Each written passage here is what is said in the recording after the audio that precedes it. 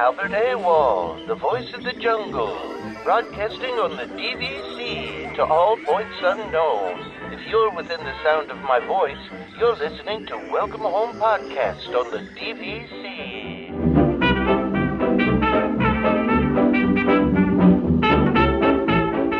Hello and welcome home. Thank you for joining us on episode 248 of Welcome Home, a Disney Parks and Vacation Club podcast.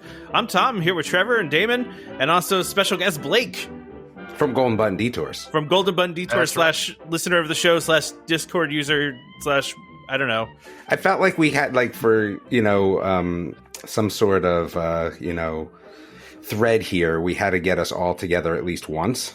Yeah, that's fair. Like for consistency to for lore and world building of exactly. So Blake, you're never allowed on again after this. This is your one and only time. You're one and done. I feel like a double-A minor leaguer that's been called up to the big league for one game. But and then the problem is that you probably have the best audio quality of anybody. So I mean, there's that. Like you have a fastball, but do you have anything else? Right? That's the question. I'm a one-trick pony, man. Well, we'll let you stay on as long as you have quality internet and a good audio setup. Like that's that is true. That is true, key, my friend. So I was explaining to the guys before. So if you want to laugh for the week, right, go on to the BSC Kids YouTube channel. I am voicing Peppa Pig with my son in a what did I say was the water? Well, you didn't say your son was doing it. He was the one that kind of drove me to it, right? Gotcha. Okay. So and he just turned 18, by the way, but he was like cracking up. So we did it. You know, there's sound effects, like there's a whole bunch going on there. And then I thought like my family was going to lose their mind. So they were watching it and they were like on the floor, like just absolutely out of control. They thought it was the funniest thing ever. If you voiced Peppa, who did your son voice? George. Okay. So it was just Peppa and George. You didn't have that's all that's in the playset. Okay. Yeah. At the end of the day, it's really more about like highlighting the playset. That's why I kind of have to do it. So I don't bring in other characters. So the cruise ship, I don't know who's in the cruise ship playset, but that's all you get. You only get who's in the playset. No mixing and matching sets. It just doesn't work. But it's funny because it's funny. My daughter really she does a lot of YouTube Kids stuff, right? She's on YouTube Kids a lot. And this morning, this is unrelated, but this morning yesterday she found a channel called Ninja Kids. I have no idea what this is. Mm-hmm. And they had a music video and she literally played it for 2 hours straight this morning. Get on my Peppa Pig thing. Over and over. I take 2 hours. I'll take two watch hours. I'm good with that. Yeah. Well, I mean, if you want to. So my wife sent it to her sister who has a daughter that's 2 or 3 or something like that. And she said she just watched it on repeat, for so long that they had to stop her. This is why I can't show it to my daughter, because the last thing I need is hearing you do Peppa Pig for hours at a time. So, I mean, George is scared of the water slide. I mean, who doesn't love that? Dude, the thumbnail is just absolutely heat. The thumbnail is well worth just the price of admission. But I need some likes and some watch hours. So I'll take whatever I can get. I'm gonna have to. You know what's funny is I went to bed and then I woke up this morning. I was at 2,500 views, and I was like, okay, people really do like Peppa Pig. That's pretty good. Sure. Yeah, that's pretty. I'm gonna go there right now and like it without even watching it. So. No, you gotta watch it. That's the whole point. It's fun. We don't fake likes. You need to, we're fine with fake reviews on the show, but if you want to review us, even if you don't like us, that's fine. Yeah, so I haven't been on the show in a while, so we've just been kind of busy, and then we took those 2 weeks off. And even though we tried to get Tom to do a show, he just ignored me and Trevor, so we didn't get a show. You guys did? Oh, I was busy. Yeah. Everyone in my house was sick, over the holidays, and I had family here nonstop. It was hard. So yeah, sorry we didn't do any content over the holidays, but I feel like a lot of podcasts took off. So, yeah, that is true. It was a busy holiday season for sure. And I'm still putting back trees. I mean, do you want to talk about, since you weren't here, Damon? Did you get anything cool for Christmas, or I anything you want to highlight? Golden Buttons, man. Okay, you talked about it on Golden Buttons. That's great. You can hear that. I mean, it's all the same show at the end of the Go day. listen to What that did he then, get, yeah. Trevor? No, Yeah. I mean, I I don't was busy listen. too. I don't listen to this show, let alone a separate show. Yeah. Hey, well, I can't help you there.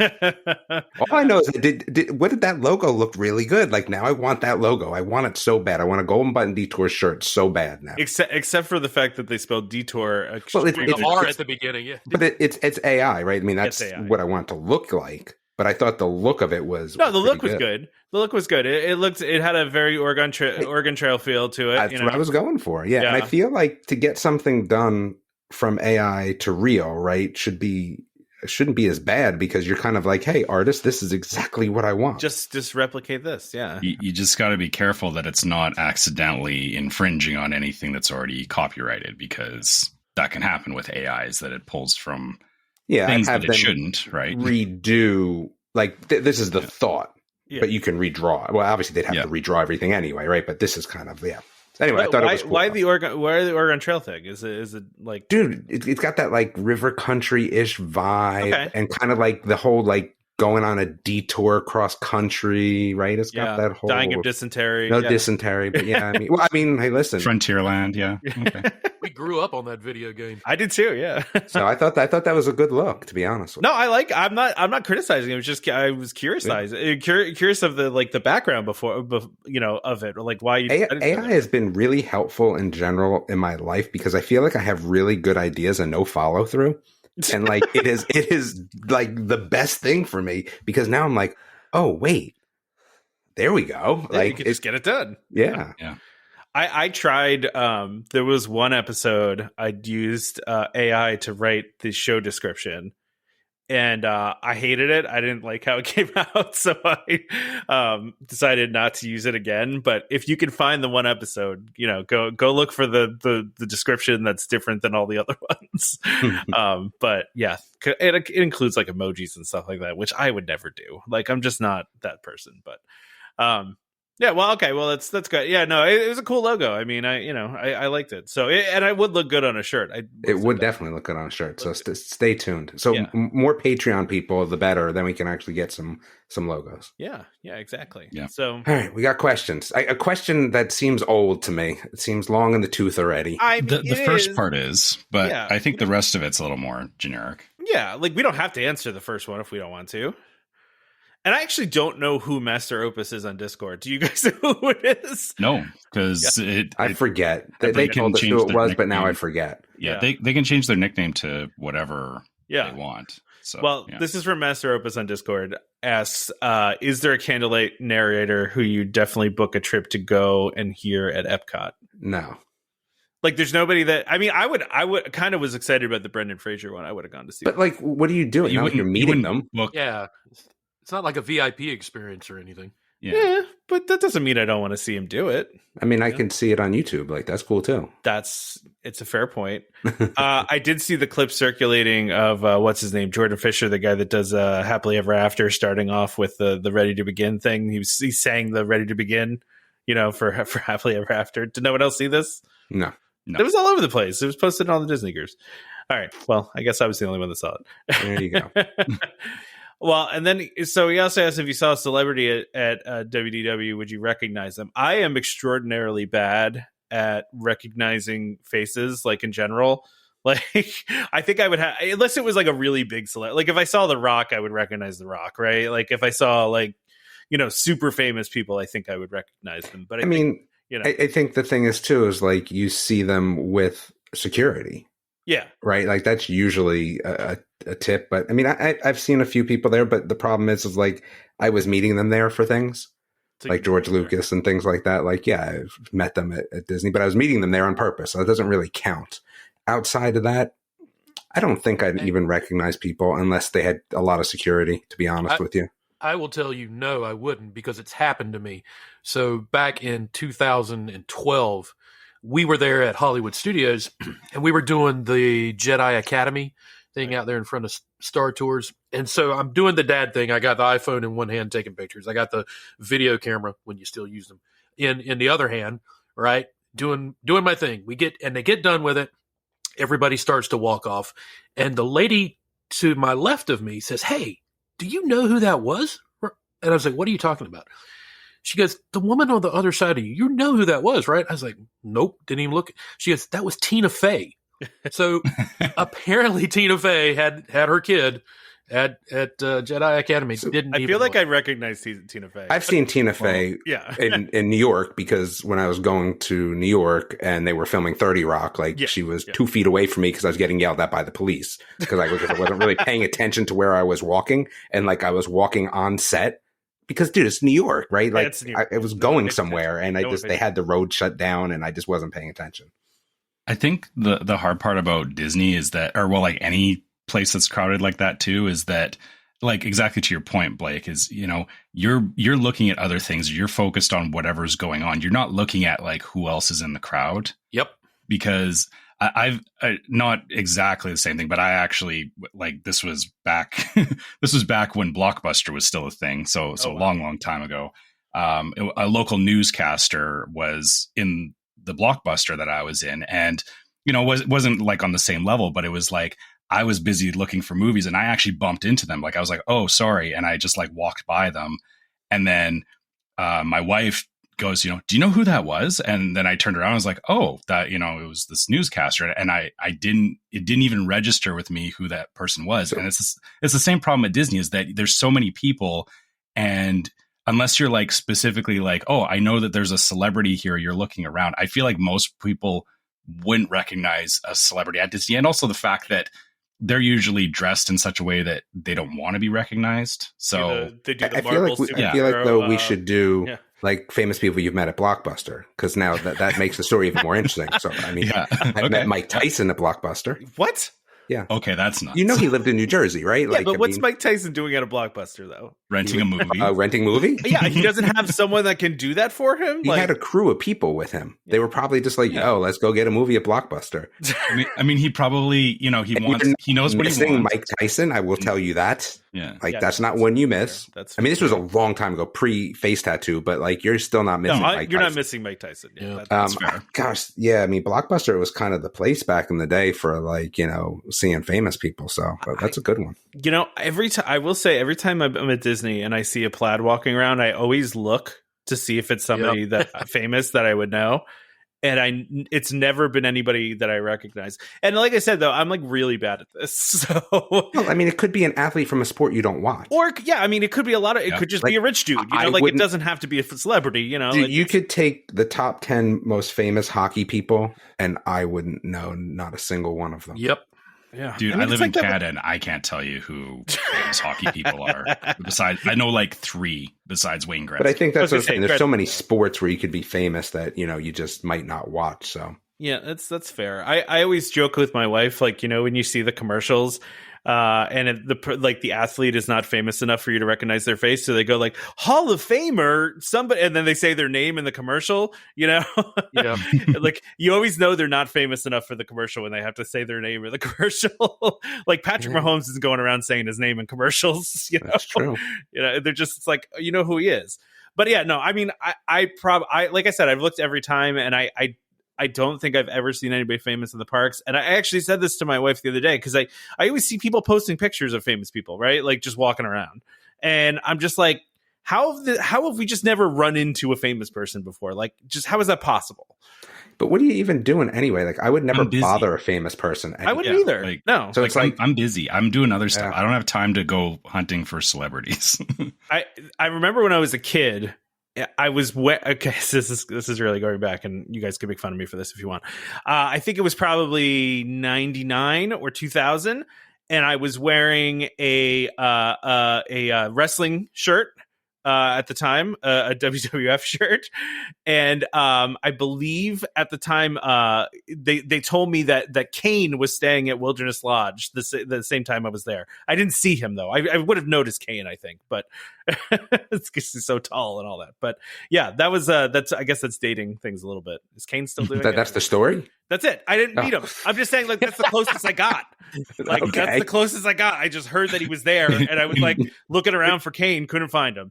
You might have been in the same building as me. I was possibly in the same general. That's the closest I got. Yeah. That's all right. So the next part of this question, this is a tough one. What are you looking forward to in 2024? I guess let's keep it to semi-Disney. I guess I'm going on that cruise. I guess. I mean, we'll see how it is. I mean, maybe I'm looking forward to it. I don't know.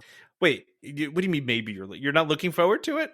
I mean, it's fine. Like, I'd rather, like, we're doing 2 trips next year. We're doing this cruise, which was, I told you we're supposed to go on another cruise with that other podcast. And then like Jeremy was supposed to be on. And then I just fudged the dates up and we swapped out to this other cruise. I think there's going to be people from another podcast on there too. I mean, yeah, I guess, but I'm still more looking forward to our Dollywood trip that's happening in August because we're going to go on a hike with llamas.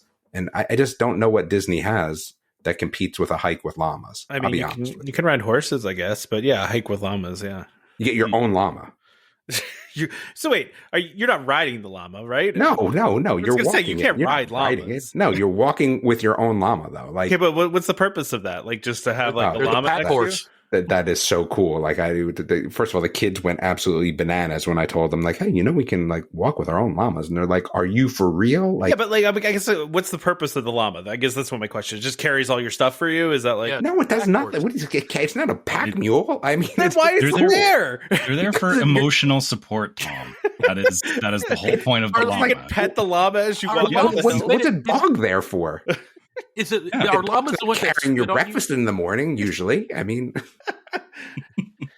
So you say they're not pack mules, but my sister. I'm sure they could be. Well, yeah, they do because my sister stays at this weird like mountaintop resort every year, and they send mail by llama. Wait, what is this? What state is this in? I want to say it's Tennessee, and it's like you have to reserve it like way ahead of time, and there's like one day a year that they open the phone line, and you have to like keep calling my sister's called like hundreds of times just to get a reservation at this place. I'll tell you about it. I'll have to ask her what it's called, Damon. Oh, well, that seems interesting to me. Yeah, like now I'm intrigued. Now I might not pay attention for the rest of the show as I look this up. Well, she sent me mail from there, and they literally on the piece of mail it says mailed by llama. Googling llama hotel in Tennessee. I feel like that's what I'm doing. Sure, llama mountaintop hotel. Oh my gosh. I think I might be. Welcome, Blake, to Off the Rails. Yeah, man. Yeah. I'm just sitting here listening, going, "Holy cow!" This is what we do. This is actually how this goes. I know when you listen to the podcast, you're not sure if we're making up. This is how this goes. Wait a minute. Are we recording now? Is that? Yeah. It's just we're yeah. It's dude. Is it the Llama Lodge? I have to ask my sister. It's got to be the Llama Lodge. I don't understand how it couldn't be. I don't know. I got to search this in a private tab because I don't need this in my search history. But llamas? I mean, what's wrong with llamas? Well, I don't know what else it's going to give me after Llama Lodge. I mean, listen, it's kind of unhinged. I don't think so. This doesn't look like a hotel. This looks like this is an Airbnb. It's like a really rustic kind of place, but it has like. I'll like I said, I'll ask my sister what it's called. I don't remember what it's called. It's been a while, but like you have to hike up there to get to the place. It's just it might be this LeConte Lodge. I don't know. There's also a Walnut Ridge Llama Farm. Yeah, I don't know. Okay, no, I think it's this LeConte Lodge. Yeah, here I go in Gatlinburg. It might be. I don't know. I said I don't know. I gotta ask. I really don't know. Because this says it's accessible only by hiking. It's ruined now by not knowing this. But anyway, back to the thing. Yeah, I'll get it. I swear. We're doing llamas. 2024. Here we go. Yes, 2024. Oh, yeah. We're all supposed to do this, right? I guess I'm looking forward to my Disney trip in May. I say I guess because we're doing it with like 10 people, and I have a feeling it's going to be disaster. Probably. I mean, there's definitely going to be fun to be had. I just hope I can find it. It should be interesting though. I mean, I have talked about it on the show. We're doing a Grand Villa, which I've always wanted to do a Grand Villa. So I'm pretty pumped for that, I guess. But doing it with 10 people is a lot. It's going to be a lot of family time. I am excited for my daughter to spend time with her cousins and get to do Disney stuff with her cousins. So that should be fun. So, but yeah, that's probably the thing I'm most excited about is my one trip this year. I haven't really planned out anything for the rest of the year, so I don't know. I think that's enough. Yeah. I think what I'm looking forward to, and this seems weird to say, I'm looking forward to the Deadpool 3 movie because it's the only Marvel movie coming out, and I'm really hoping it gets Marvel back on track. All right, that's fair.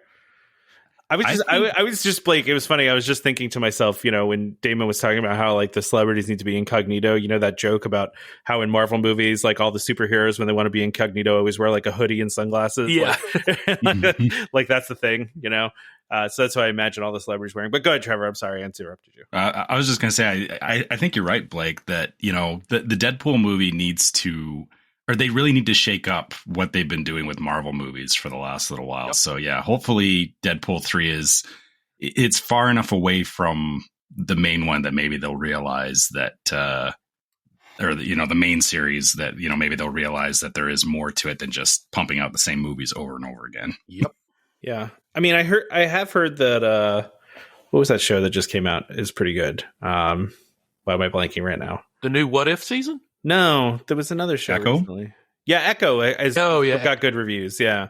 They said it was like kind of like the Netflix Marvel shows with like the super violent and like, which if you like that, I don't know. I'm cool either way. So I mean, yeah, it depends on what you're there for, I guess. Yeah. So Trevor, what's your 2024? Well, mine's easy. I'm going to Disney in less than a month, so you're going to go to farts and Yep, yeah. I'm looking forward to that. I'm going to need to talk to you. Yeah, of course we're staying at the Poly. We always stay at the Poly. Yeah, so we got all that lined up. I'm in the final phases of planning, so I'm like I'm double checking things, and I've got a whole checklist, and I'm driving my wife crazy because I'm like, hey, we need to sit down and like go through this, and she's not quite there yet, but I know, like, we're getting close, right? And yeah. Trevor, have you been there since they put in the new Murphy beds? Oh yeah. Okay. Yeah, I mean, my son loved it. Because he was staying on the little Murphy bed, the one that folds down in front of the television. Oh, that little one, that tiny. Yeah, and then on the last trip, he stayed in the full size Murphy bed, and he was like, "This is great." So, well, he's probably too tall at this point for that tiny one, right? Oh, he's not actually. Oh, good. Okay. They can fit a pretty tall kid, but yeah, now that he's a teenager, he just wants the extra space. So he had a whole queen size bed to himself, which he thought was awesome. That is nice. Can we also talk about the fact, Trevor, that, and I didn't know this when we talked about it last week, that the Figment popcorn bucket lights up, which makes it even cooler. Well, you and I will have to talk after the podcast because I'll try and get you one when we're done. Yeah, I need one of those. I need it. Yeah. I need one. Go ahead, Blake. Were you going to say something? No. All right. You saw you came off mute. All right. So then we got Nathan in the group said, we've been studio stayers since joining, but our family has grown and we feel that we should book 1-bedrooms now. Which resorts have the best 1-bedrooms in your opinion and why? So this is a tough question for me because I'm trying to think. I don't think I've ever stayed in a 1-bedroom. I have not either. Well. I guess it's a question for me then. Look at that. Well. It's a Damon question. I would say for me, again, I guess the reason is, why are you asking, right? Like, best. What does best mean? For me, it means cheapest amount of points in rooms that I like. And then I would say I like Saratoga, and I like, what's the other cheapy one? Oki West. Thank you. Oki West. Oki West is probably my favorite resort now. That's your new favorite resort? Probably just because of the points. Yeah, I'll be honest with you. Yeah. Like, the points are just such a W that, like, and the rooms are a little bit bigger, right? We've talked about that before. So there's tennis courts. I mean, that's it for me. But we've stayed at a lot of 1-bedrooms. I mean, that's, like I said, for me, it's more about points now. I'm in a different time. I'm sleeping there. I want it big and cheap. So yeah, I get that's that. Big and cheap. I understand. I ever since I stayed at a 2-bedroom now, it's like, well, I mean, if it's just the three of us, it's just my daughter and my wife and I think studio. Yeah. I think with 4 or 5 people, the 1-bedroom is a really good, way to go. It's nice to have your own space.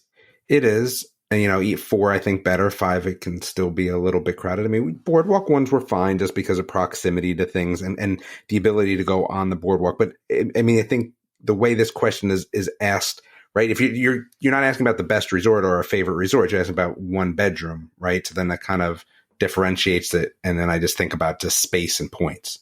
Yeah, I mean, it really does depend on that, right? Like, what do you prioritize? If you're prioritizing low points and a lot of space, then Old Key West and Saratoga are going to be your best bets, right? Absolutely. Yeah. And I think the other thing too is that when you're switching over, it's not like you go, hey, I'm going to start doing 1 bedrooms and I just got another 200 points, right? Like you're like, yeah, hey, I'm going to start doing 1 bedrooms and I might be at the same points that I had previously. So then I look at it like, well, I want to stay in that same point range. And that's why you kind of listen, not that Old Key West and Saratoga are a notch down from other ones. I don't believe that, but I know that they are point wise. So if you want to stay in that same point, scenario, otherwise you're definitely going to be going up in points. That makes a difference. Yeah, I know there's some DVC people that don't believe in doing 1 bedrooms that because like you can upgrade to a 2 bedroom for not that much more, and it's so much more space. But I mean, what would you say by not that much more though?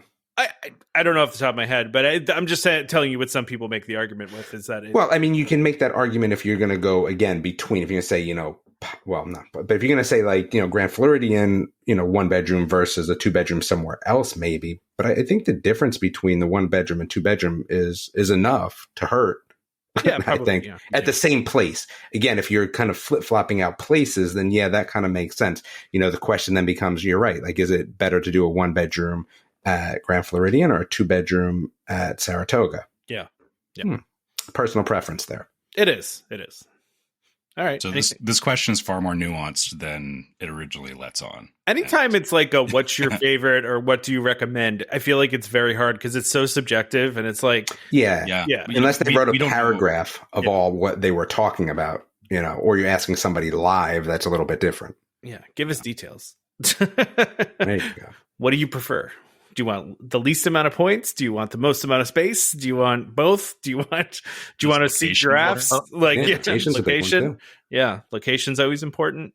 For some people, right? Like I stay at Animal Kingdom. The location is not that important to me. I like staying close to like Epcot or Magic Kingdom. That's fun too, but See, and it's funny because even though my kids are older, that's now become like it's kind of like looped back around to that becoming a higher priority location, right? The location. Yes, because they want to, after, we're done for the day, they want to be able to hop on over to the park, or they want to be sitting around going, oh, dude, let's just go to the park real quick, right? And they don't want to be at Animal Kingdom where it's like a little bit more of a hassle to get to Epcot, right? They want to be able to be like, hey, let's just run over to the park for an hour because that's what they do. So now location becomes a little bit more important. I will say that, the one time I stayed at Bay Lake, it was kind of great to be like, hey, why don't we just pop into Magic Kingdom for like an hour? Like, it's like a 10-minute walk. Like, you just leave and you walk. It's the same thing with when you stay at Boardwalk or whatever. Hey, let's just like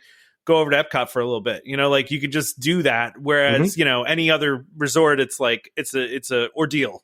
Yeah, the kids are definitely, as they've gotten older, they're definitely doing that more where they'd rather sleep in and then stay out, which again, I don't mind the sleeping in part, but I'm still not going to stay out till park close. Like it's not happening. So we come back at 6, 7 or 8 and then they, shut it down or they, come back with us and then go back out, things like that. So. Gotcha. Yeah, I really only have like one, my son just turned 18. So I really only have one kid left really. Yeah. Right. And the rest of them are adults. Yeah, you're definitely in a different point. Yep. Yeah. And I'm right there with you, man. All right. Anything else on this question? We can move on to the scant amount of news we have. Country Bears, Big Al. Yeah. So Country Bears closing January 27th. So Trevor, are you sad you're going to not get one more shot at Country Bears before the new iteration? Or I mean, coming back. It is. It's just not going to be the same show. Yeah. It's going to be one of many things that are going to be closed for me on this trip, which I mean, that's basically, more annoying. Yeah, Frontierland is basically a no-go for me because like this was really the only other thing left there that was open. What about Big Thunder? And you can still Thunder down for Big Thunder's closed too. Oh, that's Big right. Thunder's It is down for replay. Yeah, so yeah, Country Bear. It would have been nice to see it one last time, but I'm. When we go on our next trip, I'm looking forward to seeing what they do with it. Cause it's honestly, I've seen it so many times. Like we had the record from it. Like my parents bought the record to the show when I was like, 8 years old. So I've heard the show so many times that like it lives somewhere in the back of my head. So I don't really need to see the show again. Yeah, I always liked that it was like I've talked about this before. It's very like low key, like PG-13 show. Oh, it is. Right? Yeah. Yeah. Like goes over most kids' heads, but most of the adults are like, oh man, that's pretty funny. I think that's part of why they're changing this, but also they're changing because it's been the same forever. So like you do need to change things every once in a while. And this is probably better than the alternative of, remember there was that news that they were going to change it into like a Toy Story puppet show or something like a couple years ago, and then Disney like came out and was like, no, we're not doing that. Yeah, that was one of those sites that love to just stir up drama, stir up the stuff. Yeah. But so it's closing January 27th. It is interesting that Disney did not give a lot of notice on this. So, there are probably going to be some people that are really bummed that they're not going to get one last shot at the original show. But I mean, I'll say this, for all the times that I walked by Country Bear, there was never like a lineup of people waiting to go into it. So. Yeah, but you know how this works, Trevor. Like, the Maelstrom, always had a short line pretty much, but then they closed it and everyone was like, what? You closed the Maelstrom. It's like, Yeah. I just feel like there's like 5 people out there that are like one of my favorite rides, by the way. There he is. He's right here. Yeah. That ride was great. It was. Listen, it's cool because it's Frozen and you had to do Frozen and it fit. Yeah. So I mean, it's mad at it. But it's pretty much the same ride. It just doesn't have the trolls and the. It's not as scary though. Yeah, I did like Maelstrom too. Like I mean, honest or hot take. I feel if they brought Maelstrom back and took away Frozen, which I know would never happen, I would be okay. Like I would not. There'd be people that would be really mad if they took away Frozen at this point. I would actually be happy if Maelstrom came back. Yeah. I mean, but that's never going to happen. I know. Yeah. I do have to say, I feel like one of the mistakes they made for Frozen was taking away that open part of the ride, because that was always the cool part. Yeah. Right at the turnaround there. Where you poke out into the pavilion. Yeah, like they should have left that.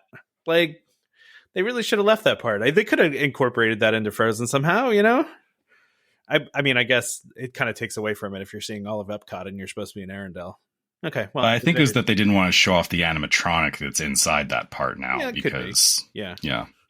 Well, that whole section changed, or the outside light was interfering with the projections. Yeah, I guess that too. A lot of reasons. Yeah, I guess there could be a lot of reasons. So, but yeah, so listen, I don't know if you guys watched the video. I like that they're going to be doing like kind of classic Disney songs and doing it in different like styles, like bluegrass, pop country, Americana, rockabilly. So it's good. It's going to be fun. I'm excited to see the new show. And listen, maybe this will reinvigorate it. Maybe all of a sudden Country Bear is going to have a wait now, right? Which I don't really want, but well, the reality is it can go one of two ways. As it becomes a hit again, like it was, or it becomes like the Tiki Room under new management. Which let's hope it doesn't become that. There was a fire that caused them to shut that down. But even outside of the fire, it wasn't a well received show. So I don't think anybody was sad when it went away. When it caught on fire. Yeah. I hope that, whatever they do with this, that they don't miss the mark, right? Like, sometimes Disney, like kind of knows what the ride is about. And sometimes it feels like the Imagineers forget why the attraction was there in the first place. Sure. And I just hope that they're paying attention to the fact that it still has to be Country Bears. You can't just completely destroy it. No, I think they'll do a good job on this. I'm excited for it. I think sometimes they swing and then they miss, right? Like in the Tiki Room obviously was that. I appreciate that they were trying to update it, but it is kind of funny because Country Bears and Tiki Room are two of those things where if you take someone to them that's never been to Disney before or knows nothing about the Tiki Room or Country Bears, they're like, what in the world is this? They're both really kind of odd shows, I will tell you that it's something that we skip every time. Country Bear or Tiki? Yeah, Country Bear. Okay. Well, I'm gonna be honest, we walk right by it because I love Country Bear, man. We went one time and we came out of it, and I was like, oh my gosh, like I couldn't even understand them hardly. Well, that's probably part of why they're updating it too, right? Because they recorded all that music a long time ago, and technology has gotten better. So I do wonder if they'll also be upgrading the animatronics in there too, or if they're going to keep them the same or what. But should be really interesting to see what it looks like. They're saying it's going to reopen in summer, so who knows when that might be. So late summer. That could be September for all you know. Yeah, it could be. Yeah. So, you would think it wouldn't take that long for them to do it. But I mean, like I said, maybe they're upgrading the, maybe they're refurbing the whole building. So, all right. So I got some cruise stuff. I know, Damon, you wanted to talk some cruise stuff, right? I always want to talk cruise stuff. What do you have? Oh, you have the show. The Moana show. Yeah. Yes. Yeah, this looks pretty cool. This is going to be on the Disney Treasure, which I actually think we might try to do the Treasure next year. But so the show that's going to be on there is The Tale of Moana, and it's the first Moana stage adaptation. Which, by the way, and there's puppets. There's puppets, yes. There is puppets. Are you saying that in a positive way or a negative way? Oh, in a positive way. So, I mean, the interesting part about this is there's puppets. I love puppets. Yeah. Okay. Well, versus just doing projections or something, which is kind of the cheap way to go. They're actually investing in puppets. Yeah. Which is good, and they teamed up with the master puppet designer from The Lion King. So it's the same person that created the puppets for The Lion King. So I guess have you seen that? I have. The musical? Yeah. It's amazing. Where did you see it, though? At DPAC in okay. So you didn't really see it. You saw the traveling. Oh, whatever. Yeah. David saying you got to see it on Broadway. You didn't really see it. I saw it on Broadway. Whatever. Whatever. The DPAC. Stop with that. But the puppets they have there, the way they make those animals move, that the first time you see it, it's amazing. Yeah. Like, I mean, not as amazing as whatever Broadway, but yeah, I mean, I get it. Well, and the other thing it mentions in here, when Moana meets Taka and restores the heart of Tafiti, there's a giant Taka puppet and will turn into Tafiti, which I'm sure is going to be pretty cool, actually.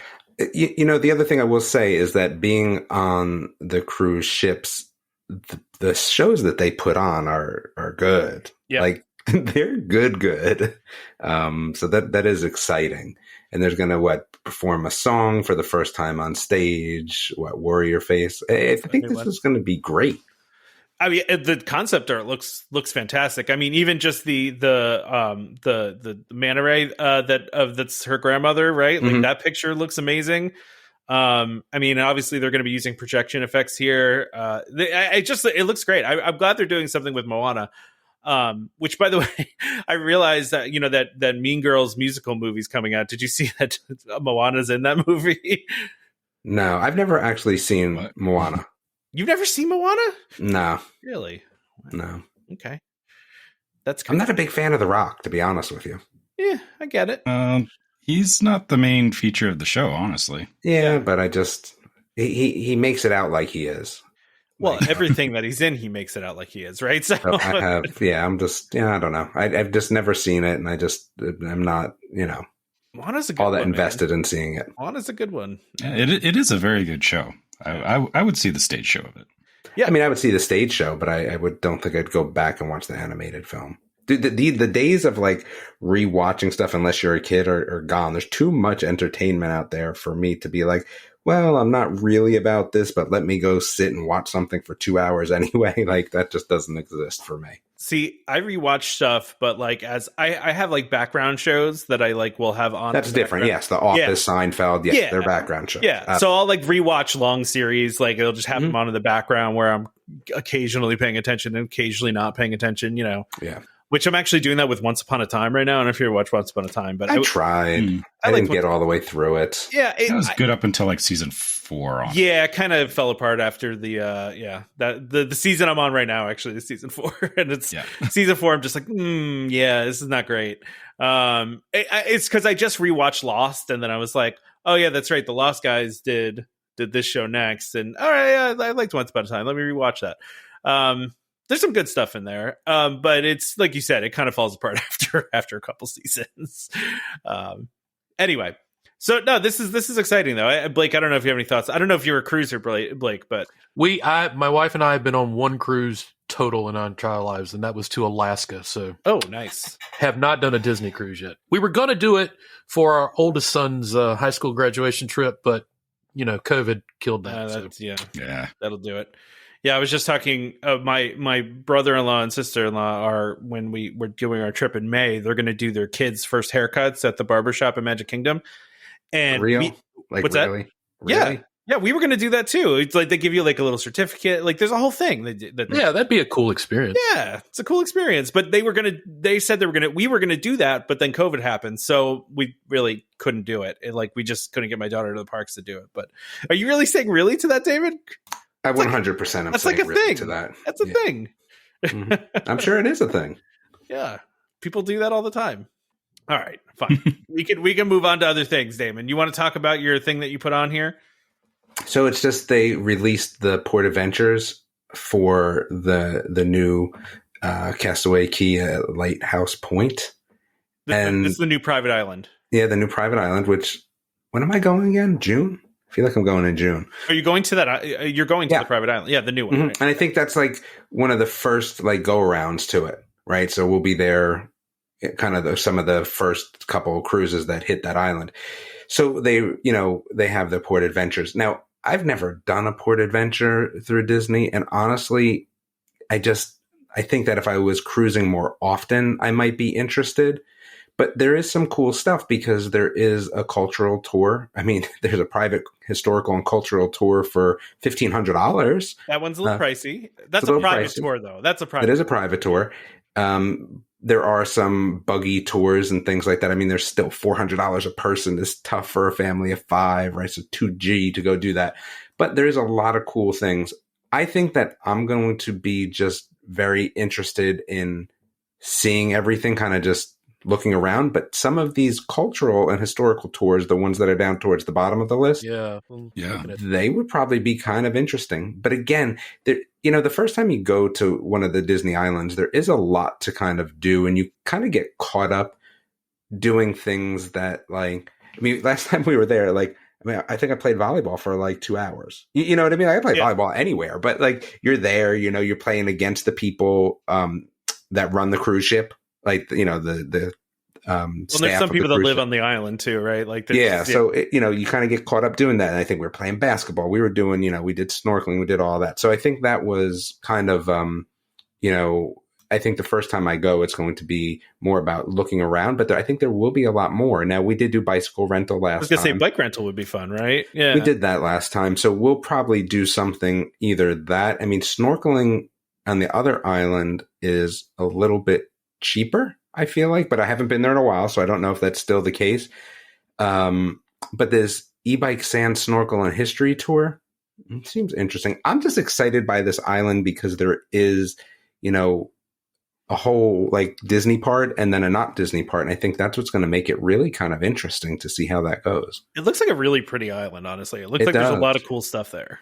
Yeah. I mean, and there is snorkeling. What is it? So $38 for snorkeling, snorkel rental. So I guess you can just snorkel right there, I hope, again, because that was the fun part until you see the barracuda right in your face, and then that's oh, hold on a second. Barracudas don't actually eat people, though. It's not like the cartoons where they surround you and then all of a sudden you're a pile of bones. It's not that. That's a piranha. I feel like a barracuda though, is still scary. Yeah. They got sharp, pointy teeth. You just and you can see them. It's not it's not like they're in their mouth and you're like, oh yeah, whatever. No, they're right there. Yeah, I don't think they mess with you though. But you're right; it would freak me out too. I'm not disagreeing with you, David. I feel like it's the same way. They're an animal. If you see an elk or a moose in Canada, it's oh, they're very pretty and everything. But if you get close enough to them, you will have a bad time. And I feel like a barracuda is the same thing. If you surprise it, it's gonna. It's going to come at you, and I don't want to deal with that. Yeah, while attacks are rare, they say, I don't want to be that one where it's not rare, right? Mm-hmm. Yeah. So, Damon, I feel in the moment it's not rare. I feel like this South Lutheria. I don't know if that's the way to say that. That's Eco the and one I was cultural looking tour. at. Yeah, when you go into like the caves and stuff like that. That looks cool. That looks. You're talking about the one down the bottom? Yeah, the one down at the bottom. LPT 05 or 06? 05. 05. Yeah. Yeah. There's just like one picture of a cave, and like that just looks cool. That looks really cool. So let's see. So $150 times 5, right?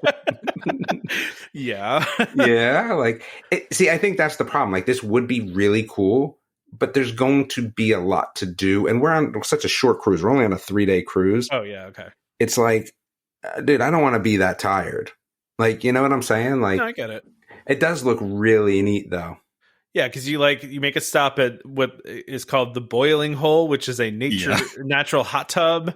What is all this stuff? There's a lot of cool stuff in here. Would you get in that hot tub, Damon? The natural one? I just don't know the answer to that. Have you watched Dante's Peak? Dante's Peak. Wow, that's realistic. That was a documentary, right? I know it's a throwback, but I mean, there was a very specific scene about some people going into hot springs, and it didn't end well. Not end well for them. No. I mean, this does look cool. I mean, if I was to say, again, so it's 4 hours, right? You're only on the island for part of the day. Yeah, you're not on it for. I mean, Right. how long are you on the island? 4 hours is a lot. That's long. Yeah. I mean, you're kind of committing that like this is what you're doing when you're there, right? And the thing is that if I'm gonna be there, this is, like I said, this might be the cheapest Disney vacation I've ever taken, because normally, even if we're not spending money on a hotel, we're just using points, you're still putting out food. Well, this, I'm putting out nothing. I put out $0, right? Yeah. Not a dime. Because you booked on points, right? Yes. So it's kind of like, well, now you can spend extra on other stuff. Yeah. No, it's like, do I want to? See, like, I'm that guy as I supposed to be like, hey, I want a Disney cruise. I didn't pay anything. Not want to one keep it dime. as close to zero as possible. Yes, I kind of want to be as close to 0 as possible. So, knocking out close to $1,000 for this, kind of, You know what though? This 4-person buggy adventure is $400 for the whole thing. So I bet then you have 5 people, so you'd have to be like, hey, you need to stay behind. Yeah, exactly. and usually when that happens, it's me. You're usually the one that gets left behind. Not that I get left behind, but I'm always the one that will volunteer. Yeah. Right. Yeah. So because the kids want to do it, and yeah, it makes sense. Yeah, so. I get that. But yeah, no, listen, I'm glad you added this, because this is pretty cool to take a look at some of the options for the. Yeah, I've been on a cruise. This does look kind of cool though. For now that I'm looking at it for $400. What, the buggy thing, or that's not bad. Yeah. Like, I just go and sit around somewhere else, and everyone would bring pictures. Like, I would be okay with that. Yeah, I want to go. I want to do a buggy thing. What's their definition of buggy, though? I mean, they're probably like go-karts. 4-wheeler, or or is it I don't see a golf cart? pictures. I mean, there's no pictures of said buggy. So there are no pictures of that. It just says a buggy adventure. It doesn't really tell you what kind of buggy there is. So yeah, I mean, I'm betting it's like, I don't know, some sort of like, obviously it's going to be made for going on the beach and off-roading and stuff, right? So you would think so anyway. You'd hope so. All right. Well, anything else about that? Or should we move on to food and then? I'm done. David's, yes. Blake, you going to stick around for food? Yes, I'll stick around for food. You like talking food? Yeah, the role of Damon will be played by Blake for the rest of the show. Oh, I don't know how much I like that. Hold on a second. Not allowed to. You can't like anything mushrooms or red meat, though. Yeah, so make sure you're really a foodie and also very picky. Well, you have to be you have to be a super taster. So if you're a super taster, then you'd be picky about stuff. Yeah, you got to be. Yeah. See, I just like food, so I don't know that. I'm going to say I like that. Well, it's not like you can want to be a super taster. You're either born a super taster or you're not. Super taster. Okay, it's a thing. Yeah, I'm not aware of this term. This is the first time I'm hearing this. So, well, you can look it up in Google, but it's like you have more taste buds per square inch, and you taste things like a little bit more vibrantly. So that's why things like mushrooms and coffee, I don't like them. Because they taste they're too like, intense. That's why I don't eat coffee, because it's the bitter. Worst superpower in the X-Men. No, it's great because like when you have good food, it's even better. But I will tell you that like I'm selling it as like you're an X. Yes, I get what you're saying. Yes, but what's funny is like people try to trick me with mushrooms. Like you can't cook chicken and mushrooms and then pull out all the mushrooms. And like no, that doesn't work. You're still going to taste the dirt. Yes, it doesn't even matter. Like I could taste mushrooms like. Mushrooms are great. Anyway, so you guys have fun with some of your. Well, your before food. you go, Damon, though, I mean, have you seen the Figment popcorn bucket? I don't care about popcorn buckets. Okay, bye. I mean, like, okay, it's a Figment popcorn bucket. What are you doing with it? I don't care. I'll put that one on a shelf. That one's putting it next to my other Figment popcorn bucket. Yeah, exactly. It's like a Funko Pop collection. Yeah, which again are also. I wish it was something better than a popcorn bucket. So you want this to be just like an acrylic figure or something that you can put on a shelf? I want like the popcorn bucket to be better. Like I want there to be like a popcorn bucket that's like can actually, be on display. I think this one could be. This one is amazing. They're cheap, man. They're cheap. I don't know. I was looking at it. I was thinking, man, that'll break. It'll break if you look at it too hard. That sipper that Katie got me, though, I will say, though, that sipper from Typhoon Lagoon is up on my shelf, and it is kind of dope, though. Which one is that? The Typhoon Lagoon sipper. Yeah, what does it look like, though? Like, what is it? It looks like the top of Typhoon Lagoon. Oh, okay. Got it. On the mountain. This adventure boat or whatever. Yeah. The boat, it is up there, and it is pretty cool. I think that's the other problem, too, is like, I wouldn't display everything. So it's like, I got one. I really, really like it. Figment just doesn't top that for me. All right. That's fair. But good luck with that. All right, Trevor, you're gonna be there when they're there, in theory, right? Yeah, he's gonna get me one. Yeah, we're going to try and get two. We'll get one for ourselves, and we'll get one for Tom, and I'll have to figure out how to get it to Tom. But we'll talk about that later. Yeah, we'll figure that out later. Yeah. All right. Bye, Damon. All right. The role of Damon tonight will be played by Blake. The announcement before our show.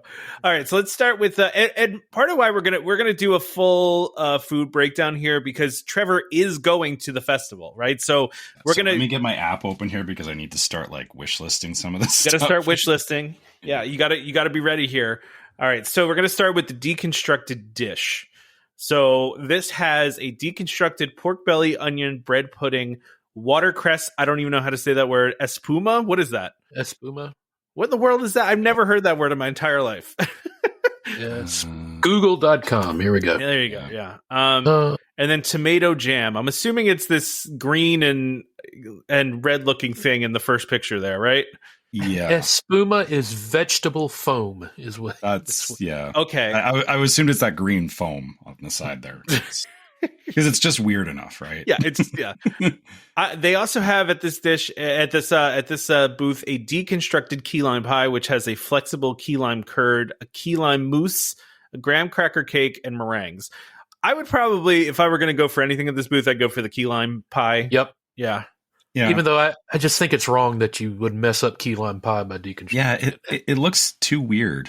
Well, I mean, listen, a lot of the food looks really weird at the Festival of the Arts, right? It's all artsy. I mean, fair, but I'm going for a pie, and this is not a pie, I guess. Fair. Exactly. Yeah. It's fair. Okay, and then we're going down to Cuisine Classique. Right? Wait a minute, we got to talk about beverages for a second. We never talk beverages. Go ahead. Oh, right, okay. No, let's hear it. Yeah. The only reason I want to talk about it is because one of them is Wicked Weed Brewing. Oh, yeah. They're based in Asheville, North Carolina. They are based in Asheville, yeah. I love that we got a North Carolina reference. That is nice to have that is good. I'm actually going to Asheville in a couple months. Actually, this summer I'm going to Asheville. You need to go to their tap room. I've been there before. Yeah, I've been out to Asheville a bunch of times. It's a fun place. So I do want to understand how you have a deconstructed drink. How does that work? I mean, do you split them in separate shot glasses? Yeah. Do they give you three? Do they give you all the ingredients in separate containers and then you have to mix it? A deconstructed strawberry mint julep. Are you giving me just like a whole strawberry, a whole meat? Like, how does that work? Mint, and I have to mash it all myself? Yeah, it kind of seems that way. Yeah, it kind of seems that way. I'll pass. All right. We'll go to the next booth here where we got Beef Wellington. which I don't think I've ever had beef Wellington. I mean, everyone knows I don't really eat red meat usually, but it has prosciutto, puff pastry, and a red wine demi glaze, and I mean that looks pretty good, I guess, if you're into it. It is good. I've had beef Wellington before, and it is really good. But this honestly is. I mean, I know it's cuisine classique, which, you know, classical food. It's probably the most boring thing on this list. Oh yeah, because then they just have mussels. You know. Yeah, I don't want either of these things. Yeah, like I think the Figment inspiration station over here is I would eat like everything that's here. Which is the blueberry filled pastry tart with purple icing. Then they have a rainbow cake with freeze dried Skittles, which looks very good. They've had the rainbow cake in the past, but I don't think they've had the freeze dried Skittles on it. I think that's an addition. Have you had freeze dried candies? I haven't, before? But I know it's a big thing now, right? Like, and I haven't had it before. They are really good, but they will destroy the roof of your mouth the same way that like Captain Crunch. Yeah, Captain Crunch is always the one I go to. Is that like? I mean, is that like the astronaut ice cream we used to eat growing up? You know no, like Dippin' Dots? No, like freeze dried. You know, you could buy freeze dried ice cream. Yeah, I think the big difference. So the ice cream is a lot softer. So the freeze dried candies are. It's almost like sugar glass would be the. So it's like they're like airy on the inside. They're like kind of hollow. Yeah. It's very airy and like it basically shatters as you put it in your mouth. But that's why it wrecks the roof of your mouth. Yeah. But it's good though. Like texturally, it's a lot better, I think, than Skittles, which are chewy. Like it literally just makes them into a hard candy, but they're also very light and they're easy to chew, but yeah, very dangerous. I also want to point out too, this grape smoothie with freeze dried Skittles. I'm actually would like that. I like grape, and especially that I like the artificial grape. You know, I'm one of those weird kids that like the grape cough syrup taste, and I'm betting this tastes like that. You know, yeah. This whole area just looks like complete sugar overload. Yeah, it is very much. This is like dessert. That cake looks great, though. I mean, that cake looks awesome. The problem is it actually going to be a good cake though? Because like the thing about rainbow cake is that it always presents very well, but it's very rare that like there's so much effort put into making it look nice that or I guess my experience with rainbow cake is I've had a rainbow cake, I was excited about it, and then I ate it and I was like, this is not a good cake. Yeah. Well, I also want to say too, and you know, that this will make for a very interesting bathroom experience after you eat all these things. Oh, there's a lot of food dye going on here. A lot of food dye. Yeah. So Trevor, have you added anything to the list yet, or we've not yet? Okay. Actually, I'm betting the next category here. I think the next booth here, I think we might get one. Yeah. This. So we got the belly's looking good. Yeah, the Craftsman Courtyard, which is these are two new dishes: grilled pork belly with salsa verde, broccoli rabe, pickled peppers, and a raclette cheese on a grilled sourdough. Okay. Yeah, I'm interested. Yeah. I'm interested. Then we also have a grilled marinated skirt steak with caramelized onions and mushrooms, blue cheese fondue, and arugula on a grilled French roll. So I just hear Blake in the background. Oh, I'm doing Homer Simpson over here going. Oh, I was in until the blue cheese fondue. That's just that's the best part. Oh my god! I'm all about the raclette. I'm all about the raclette. I can't do a lot of dairy. That's right. Yeah, the tanginess of that blue cheese. I know. I want to have it, but I don't feel I can sacrifice like half a day to have that. Yeah, because like I'll be back at the room like curled up in a ball if I have it. So I'm not gonna lie, I'm a sucker for sourdough and for the raclette. It's like that's those two things. You could take a Camelback with you and just fill it with like Pepto-Bismol and. Yeah. Why is he drinking pink liquid? What is that? Like, what's going on there? Like, you get stopped by Disney security. Yeah. I get pulled over for that. Yeah, sure. You definitely would. So then we got what, Trevor? Either one of these appealing to you or no? So the pork belly, or the first one, I would definitely go for that. And So I've got it on my list, and we'll see if I get over there or not. Because the problem is like where some of these booths are, it's not always necessarily on the way to other stuff that I'm doing. Right? Yeah, absolutely. Where is the courtyard? Where is that? Trevor, you have the map on the app in front of you, right? I'm looking right now. All right. While you're doing that, we'll go to the next one, the Pastoral Palette. And we've got red wine braised beef short rib with parsnip puree, broccolini, baby tomatoes, balsamic glaze. And then they also have a Black Forest cake, chocolate mousse with morello cherries and chantilly cream. I love a Black Forest cake. And this looks delicious. So I would be down for that. As we all know, don't need a lot of beef, so probably out on beef. But Trevor, did you find where the craftsman courtyard is? Yeah, it's over towards the Mexico Pavilion. Okay. So there's a couple of different booths, so like right in front of the entrance to World Showcase, and it's on that side closer to Mexico. Okay. So yeah, there's a good chance I'll walk by there, and I'll have to remember. Yeah. What about this Pastoral Palette? Anything for you guys in this one? Well, I'm always up for short ribs, so I mean, it does look good. I will say that. Yeah. I think if it was for mashed potatoes instead of parsnips, I'd probably be in. Yeah, I don't mind parsnips, but I think it's the same kind of problem as the beef Wellington, is that it doesn't look interesting enough for me. Okay, that's fair. All right, well, what about over at the artist table here? Duck and dumplings, smoked duck breast, ricotta dumplings, baby vegetables, and duck jus. Yeah, that I want. Yep. That is on the list. Yeah. And then they also have a hummingbird cake, a banana and pecan cake dipped in cream cheese icing with caramel sauce and warm pineapple compote. I like 3 of the things in this and hate 2 of the other things. I like the banana. I don't like pecans. I don't like pineapples. So I'm out on those 2 things. I feel like it'll be, by the way. What's that? It's pecan. People say it's both ways. It's interchangeable. Don't be one of those people, Blake, in the group that criticize me for the way I say things.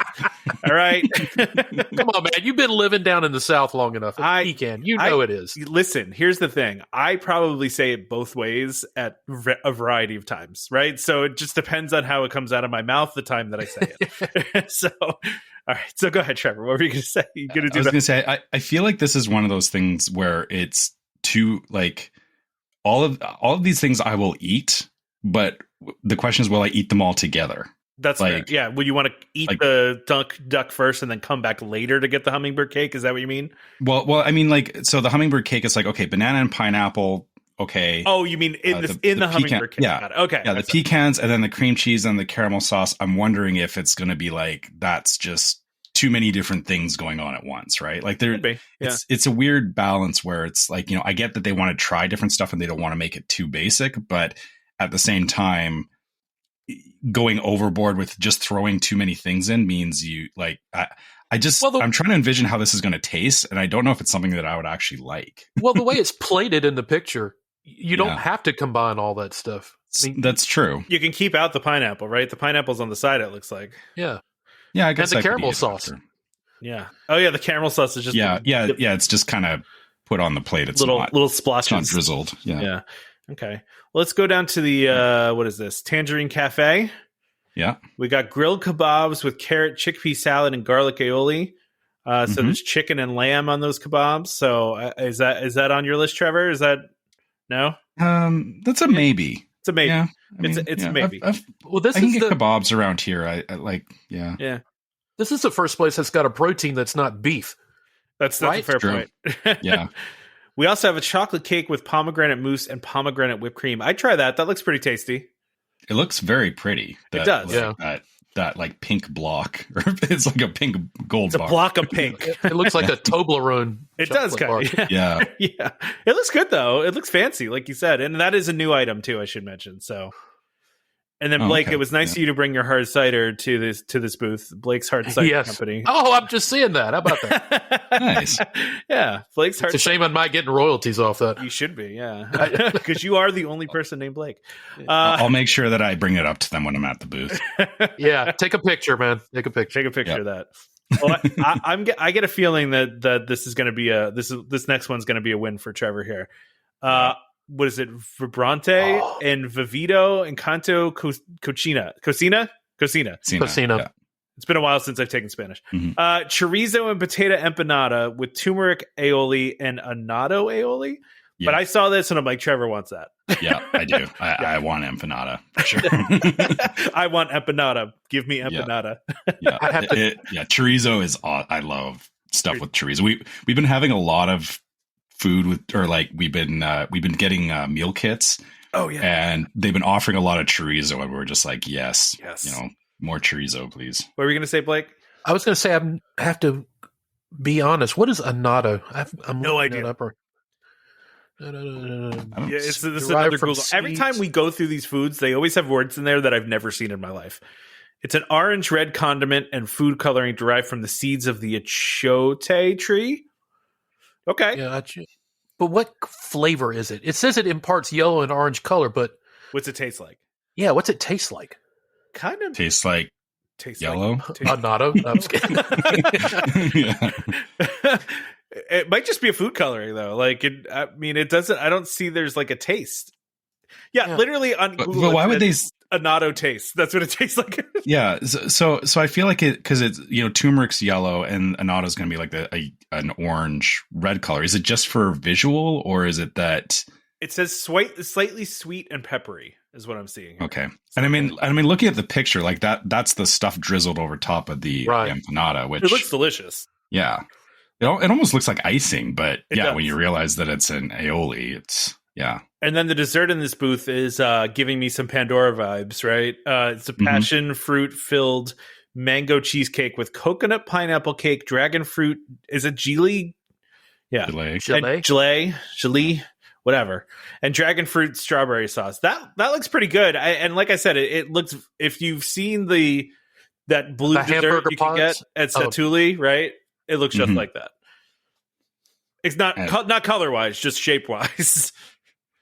Yeah, and this one for sure is like, compared to the other one, all these flavors to me, it's like, this is like going to be like a tropical cheesecake. So that one's on your list too, or no? Yeah. Okay.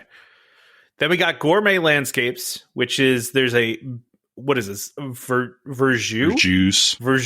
roasted beets with goat cheese, petite lettuce, blackberry gastrique, and spiced pecans. Yeah, you lost me on beets. You lost me on the entire thing. I don't want any of this. Beets. I can't stand beets. I don't know. I like beets. Yeah. I mean, I don't like go hunting for them, but I don't mind them in whatever I'm eating. How about this roasted bone marrow with onion marmalade, pickled mushrooms, and petite lettuce? This is a very fancy. I mean, it is called Gourmet Landscapes, but this feels very fancy. Oh, it is, yeah. And I don't know. I don't find bone marrow to be that appealing. Yeah, that kind of grosses me out, to be totally honest. Yeah.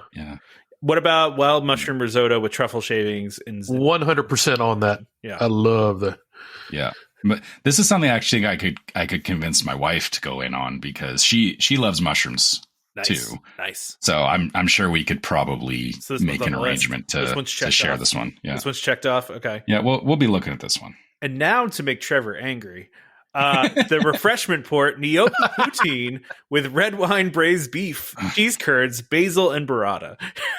How is this poutine? It looks delicious, though, doesn't it? Well, great. Yeah, you're right. It looks good.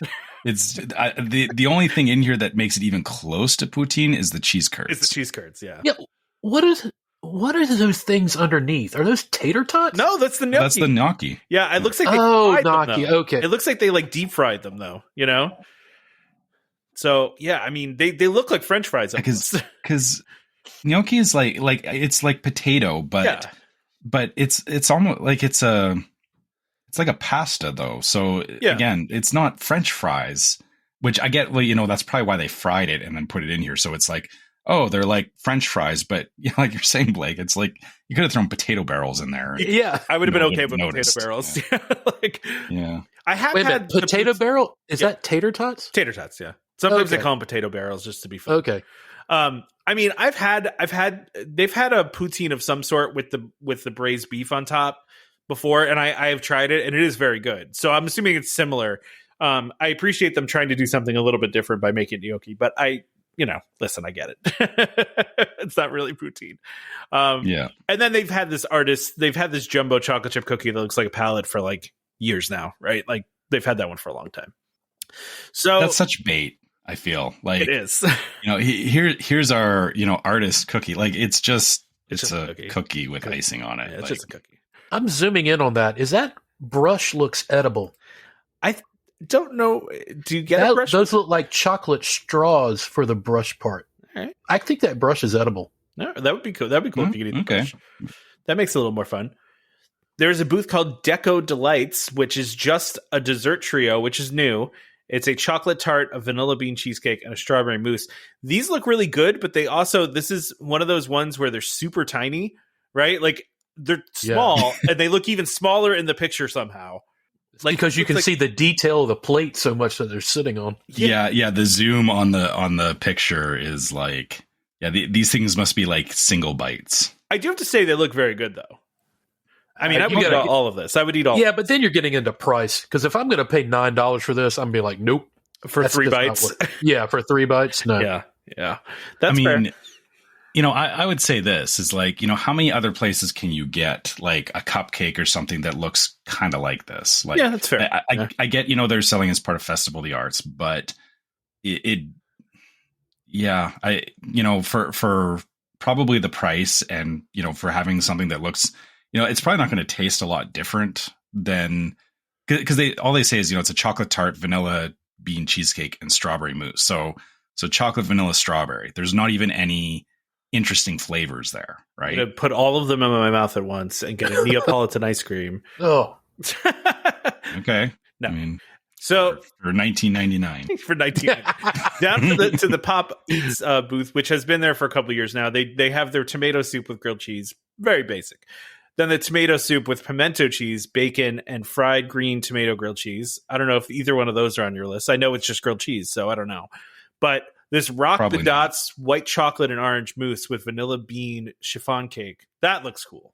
I like that one. Again, very, very nice presentation. And it's where is Pop Eats? I need to. The hard part is that I need to think about where these places are, because if you're on the other side of the park when you're hungry, it doesn't do you a lot of good to especially at Epcot. Holy yeah. I'm not walking all the way around World Showcase to get this, but it looks like a lot of this is kind of in that there's like that corridor between that middle area. Between I guess Canada and you're Mexico. talking about there, because they have a couple in that like by Test Track there. They always have there's some over by Test Track, but like that walkway like the right between Canada and Mexico, there's like a long space where there's a bunch of booths. I think this is in there. Okay. Yeah. We're going to skip over connections and go down to this French one that I'm going to destroy the French language trying to pronounce all this stuff. So there's some sort of brie thing. It looks like a bread bowl that you get from Panera filled with brie, right? It's brie cream cheese in a small bread bowl or small bread. I'm not a big brie guy. I don't love. I think it's just I'll eat it, but it's so bland. Yeah, I like my cheese to have some tang to it. Yeah, you need something else with brie is the thing. Like brie's like it's a delivery system. It's not it's a vector system. Not the main. Yeah. Then we have a salmon mousse, smoked salmon, dill, and flaxseed biscuits served cold. That's the bottom left, I believe. Mm-hmm. That's not something I'm interested in, but I don't know if that's something you would want, Trevor. I would probably try it because it would probably be like the stuff that I eat in the Japan pavilion. Like I know you were horrified when I was having beef. Oh yeah, when you were eating that weird thing. I don't remember what that was. Trevor was eating some weird thing. I'm like, what are you eating? it was like a beef, not or I can't remember the name of it now, but yeah, it was basically like a very slightly cooked beef. It was but I take it back. By the way, I think that one is the upper right. It is the upper right, and then the next one is the lower right, which is a puff pastry with salmon, spinach, and some sort of shallot sauce, Chardonnay shallot sauce, and that one's served warm. They mentioned. I mix them up, so yeah. Okay. Do you want that one too? I mean, yeah, I guess. I I don't know that I can't eat all of these though. This is the hard part, is that I feel like I'll have to decide in the moment which one of these I really want to try, because I'm not going to order like 3 things from the same booth. Oh, they have both in one dish though. Like they have a hot and a cold, so they have both of the salmon offerings on one. And then the dessert here is a molten, I don't know, Valrhona cake, chocolate cake, hazelnut crunch, and mango raspberry coulis. Talk about presentation. This one has the presentation. Yeah. It looks like flames are coming off of it. It's very fire cool. Lava cake. Yeah. Yeah, that's kind of awesome. I would definitely eat that. That sounds good to me. Hazelnut crunch, you always, if you throw hazelnut in there, I'm always there. So is it okay? I was gonna say, I guess it's not just like hazelnut spread. It's a hazelnut crunch. So it's a hazelnut crunch on the top. Yeah. Okay. Yeah. Although I don't know how chocolate is going to go with mango raspberry coulis. I feel like that those don't make. I don't like chocolate with fruity. Chocolate with fruity always throws me off. So you don't do chocolate and orange? No, I'm not a fan of that. Yeah, it's okay. It's not. I keep my fruit away from my chocolate. Unless it's like chocolate covered raisins. I'll do a chocolate covered raisin. I feel the same way about fruit and pizza. There should be no pineapple. My wife would argue with this. She's a big pineapple. I probably just triggered about half our audience. Yeah, my wife loves pineapple on pizza. She's all about pineapple on pizza. It's a thing in Canada. We love ham and pineapple. It's fine. It's fine. It's fine. So let's move down to El Artista Hambriento. I'm going to say that. Nothing new here. Nothing new here. There's just like a steak kind of thing here. More beef. I mean, it looks good. It looks like what we've seen at some of the other booths. So yeah, nothing interesting. And here's where Trevor's going to get excited. Yeah, go Shiki. Shiki, yeah. I am both curious and put off by the idea of a sushi donut. I feel like that was there when we were there. Maybe my wife had one of those. I know I've never seen this, and I know it's not new, but it's just donut shaped. It's just donut shaped. Yeah, it's not an actual donut. But that's a lot. But I know, but it's a lot of sushi. I guess it seems like I don't know more than I want. I'm looking at that picture, and I think this is another zoom in. Maybe, yeah. I think this is another really small. You think it's bite sized? Yeah, this is like a mini donut. I see you going for that Wagyu bun though, the steam filled bun with filled with American buns. Wagyu beef and that's like the Satuli's hamburger pod. Yeah. That I will probably go out of my way to get a steam bun. I know how much you love your steam bun. So, and then there's a mochi what is it? What is that word? Ichigo mochi. Okay, yeah, you do that. You say those? How do you say that? What is it? Ichigo mochi. Okay, so is that sounds like it's something you've had before and want? Oh yeah, mochi's awesome. So it's like a rice. It's basically you take these this rice gluten and you put different things in it, and most of the time it's sweet. So you can get like green tea mochi and stuff like that, but in this case it's strawberry bean paste, which I know bean paste sounds weird, but it's actually sweet again, and then white chocolate with strawberry cream. So this is just like strawberry mochi with bean paste, which, like I said, it's delicious. I would probably get this with my steam bun. And then this next booth is probably going to appeal to you as well, the Painted Panda. Because I know you love the Asian flavors. You're all about the Asian flavors, right? So General Tso's chicken, how do you say that? Shumai? Yeah. Shumai. Yeah. I don't know how to char siu pork bun. That looks delicious, though. That looks amazing. Yes. Yeah. That I don't know what's on that, but I want to eat it. it's like pork belly. I know, but I mean the sauce. I wonder if it's sriracha. I bet it's sriracha. Yeah, maybe. Yeah, probably. Yeah. And then sesame balls with red bean paste. You said red bean paste is like sweet, right? So. Yes. Yeah. So yeah, this is a dessert. I don't know. Yeah. I mean, again, sesame balls. There's actually a place here that I order from, or it's actually Korean, and they do sesame balls as well. But theirs are actually filled with cream cheese. But it's sweet. Yeah. And yeah, it's so good. They're just. I just am imagining you marking off all of these things in your app. I'm trying to find. I'm like scrolling up and down through the list as we're talking here because they're not in the same order as what. Not in the same order as we're viewing them. Like, yeah. Where is this? Where is this one? Where's the painted panda? I need to find it. Yeah. Then we have what is it? L'Art di Mangiare. I'm guessing this is Italian. A mozzarella fritta, flash fried breaded fresh mozzarella. So mozzarella sticks.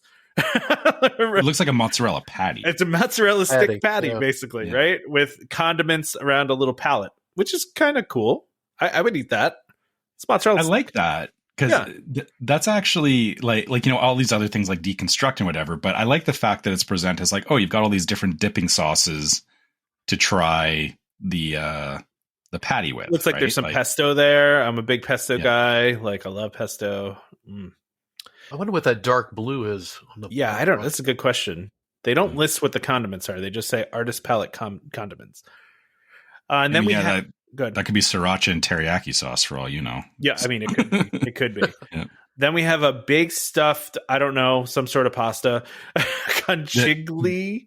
Conchigli? Okay, sure, whatever. Ripene, conchigli ripene, something like that. Which is these are like giant shells. Giant shells. They're shells. Yeah, with beef, stuffed shells. Yeah, they're stuffed shells with beef, ricotta, peas, pomodoro, and creamy sauce. That looks good. I would eat that. Mm-hmm. I'd eat that. Yeah. I love Italian stuff in general. And then there's a torta. There's a chocolate cheesecake and whipped cream. It looks pretty basic, but it looks delicious nonetheless. Yeah. Yeah, that's... If I wasn't eating all the other dessert stuff at the previous two booths, I would probably have this, but I want my mochi. So last and not least, we've got the Swirled Showcase, which is ice cream stuff, but there's also funnel cake going on around here too. So there's a crazy chocolate funnel cake sandwich, which is a mini funnel cake sandwich with vanilla ice cream, rainbow whipped cream, strawberry sauce, and powdered sugar. I actually saw a review on this online, and somebody was saying it was amazing, which, it looks pretty delicious. I would eat this, but I don't know what you guys think. I'm liking it. I've never thought to make an ice cream sandwich with funnel cake before. Yeah. This looks like the North Carolina State Fair where they put a burger between two Krispy Kreme donuts. I've seen that in many places in North Carolina. Yeah. It does look like that, except it's all sweet instead of savory and sweet, right? Yeah. So, yeah. Sugar overload again. Oh, I would I don't know. I feel like the funnel cake does offset it a little bit because even though it's still like sweet, but that it's fried like dough. taste. Yeah, it's like something fried in there, so it does kind of offset the sweet a little bit. And it's not drenched in powdered sugar like funnel cake usually are. So yeah, that's fair.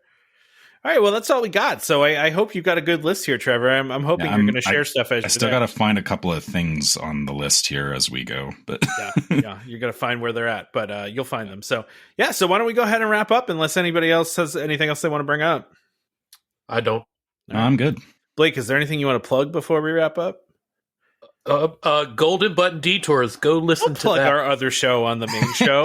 What? You got to start thinking about this as a network. This is the Welcome Home Podcast. The Welcome Home Podcast Network. Yes, I've thought about this before. Actually, this was a thought, and I've, if I had more time to do things, I would, consider making many shows underneath this umbrella. But it takes a lot of time to do all this stuff. So yeah.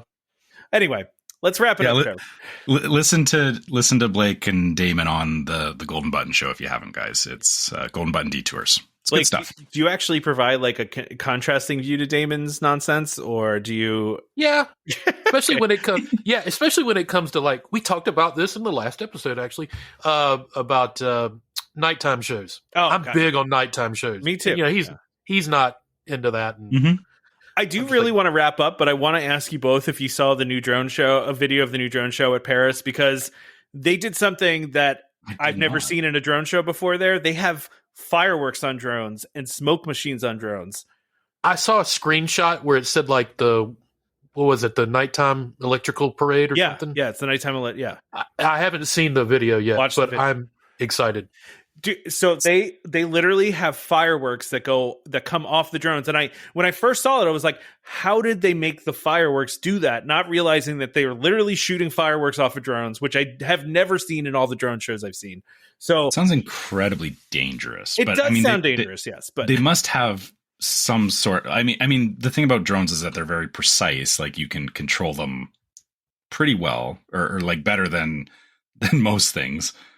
But still, lighting off fireworks in the air, I don't know. I mean, are they like traditional fireworks? That it was kind of sparklers, like it was like, so. There's one part where there's a pirate ship, right, and they have like almost like sparklers going out of the back of the fire, out of the pirate ship. Like, go watch the video; it's very cool. Okay, all right. Yeah. Okay. Well, but I just wanted to bring that up real quick, but I do want to wrap up. So, we'll put that as homework. Homework. Go watch the video of that. Yeah. All right. Now I got to go back to the wrap up. Okay.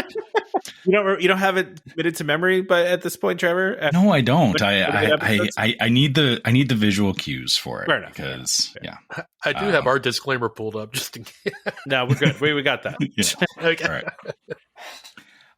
So yeah, as usual, if you guys want to reach out to us, you can always find us at welcomehomepodcast@gmail.com.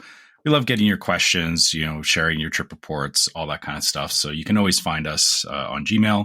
If you want to find us on socials, you can find us on Facebook as Welcome Home Podcast, YouTube as Welcome Home Podcast as well, and on Instagram as Welcome Home Pics. If you're on Facebook, make sure you check out our group called Welcome Home Disney Waitlist.